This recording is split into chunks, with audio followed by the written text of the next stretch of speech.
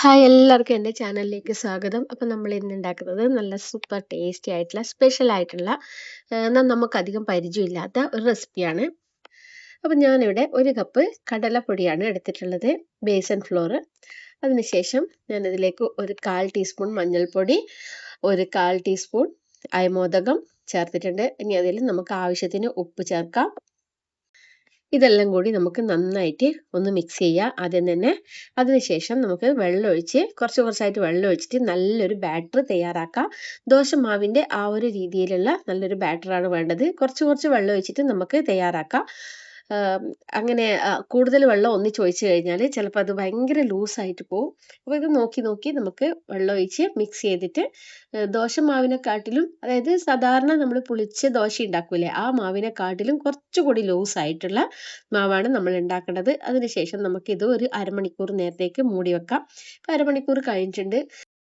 ഇനി നമുക്കിതിലേക്ക് ഒരു ചെറിയ കഷ്ണം ഉള്ളി, ഇപ്പോൾ ഏകദേശം ഒരു ചെറിയ ഉള്ളിയാണ് ഞാനിപ്പോൾ എടുത്തിട്ടുള്ളത്, സവാളയാണ് ഞാൻ എടുത്തിട്ടുള്ളത്. അതുപോലെ തന്നെ തക്കാളിയുടെ കുരുവെല്ലാം നീക്കിയിട്ടുള്ള ആ ഒരു പീസ് മാത്രമാണ് എടുത്തിട്ടുള്ളത്. ചെറിയൊരു തക്കാളി, പിന്നെ ഒരു ഇഞ്ച് കഷ്ണം ഇഞ്ചി, പിന്നെ ഒരു 2 പച്ചമുളക്, പിന്നെ കുറച്ച് മല്ലിയില ചെറുതായിട്ട് അരിഞ്ഞത്. ഇത്രയും സാധനങ്ങൾ നമ്മൾ ഇതിലേക്ക് ഇട്ടിട്ടുണ്ട്. സവാള നമ്മൾ കൊത്തി എരിഞ്ഞ് ചെറിയ പീസാക്കിയിട്ടാണ് ഇട്ടിട്ടുള്ളത്. എല്ലാ പച്ചക്കറിയും അതുപോലെ തന്നെയാണ് നമ്മൾ ഇടേണ്ടത്. അപ്പം നമ്മുടെ കൂട്ടിവിടെ റെഡി ആയിട്ടുണ്ട്. നമുക്ക് വേഗം തന്നെ ഉണ്ടാക്കാനായിട്ട് തുടങ്ങാം. അപ്പം നമുക്ക് ഇതിൻ്റെ അകത്തുനിന്ന് ഒരു 2 കയ്യിൽ എടുത്തിട്ട് ഇത് നേർങ്ങനെ ആക്കിയിട്ട് പരത്തിയെടുക്കാം. ഒരുപാട് നേർങ്ങനെ പരത്തേണ്ട ആവശ്യമില്ല, കുറച്ച് ഒരു ഇതാക്കിയിട്ട് പരത്തിയെടുത്താൽ മതി. അപ്പം ഇനി ഇതിൻ്റെ മേലെ നമുക്ക് കുറച്ച് എണ്ണയെല്ലാം തൂവാം. നിങ്ങൾക്ക് വേണമെങ്കിൽ നെയ്യ് പുരട്ടിയിട്ടും നമുക്കിത് ഉണ്ടാക്കാം. ഞാനിപ്പോൾ ഇതിൽ സൺഫ്ലവർ ഓയിലാണ് ഞാൻ യൂസ് ചെയ്തിട്ടുള്ളത്. അപ്പോൾ ഇത് നന്നായിട്ട് ഒരു ലോ ഫ്ലെയിമിൽ ഇട്ടിട്ട് നമുക്കിത് കുക്ക് ചെയ്തെടുക്കാം. തിരിച്ചും മറിച്ചും ഇട്ടിട്ട് നമുക്ക് കുക്ക് ചെയ്തെടുക്കാം. അതിനുശേഷം നമുക്കിത് ഒരു പ്ലേറ്റിലേക്ക് മാറ്റാം. ഇപ്പം നന്നായിട്ട് റെഡി ആയിട്ടുണ്ട്.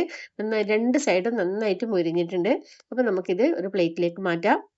ഇനി ഇതുപോലെ തന്നെ ബാക്കിയുള്ളതും നമുക്ക് ചുട്ടെടുക്കാം. അപ്പം നല്ല സൂപ്പർ ടേസ്റ്റി ആയിട്ടുള്ള വെറൈറ്റി ആയിട്ടുള്ള ഒരു റെസിപ്പിയാണിത്. നമുക്ക് ബ്രേക്ക്ഫാസ്റ്റ് ആയിട്ടും അതുപോലെ തന്നെ ഡിന്നർ ആയിട്ടും എല്ലാം ഇത് കഴിക്കാൻ നല്ലൊരു ടേസ്റ്റാണ്. പിന്നെ ഇതിൻ്റെ കൂടെ നമുക്ക് കഴിക്കാനായിട്ട് പ്രത്യേകിച്ച് നമുക്ക് ഇതിൻ്റെ കൂടെ കറിയൊന്നും ആവശ്യമില്ല. എന്നാലും കറി വേണ്ടുന്നവർക്ക് ചട്നി ആക്കിയാൽ മതി. ചട്നി ആക്കിയിട്ട് ഇതിൻ്റെ കൂടെ കഴിക്കുന്നത് രസമുണ്ടാകും. അപ്പം എല്ലാവരും ഇതൊന്ന് ട്രൈ ചെയ്ത് നോക്കണം. എന്നിട്ട് ഇതിൻ്റെ ഫീഡ്ബാക്ക് എന്നെ അറിയിക്കണം. അപ്പോൾ വീഡിയോ ഇഷ്ടമായാൽ ലൈക്ക് ചെയ്യാനും കമൻറ്റ് ചെയ്യാനും അതുപോലെ തന്നെ എൻ്റെ ചാനൽ സബ്സ്ക്രൈബ് ചെയ്യാനും മറക്കല്ലേ. അപ്പോൾ നമുക്ക് നല്ലൊരു വീഡിയോ ആയിട്ട് അടുത്തത് തന്നെ കാണാം. ബൈ.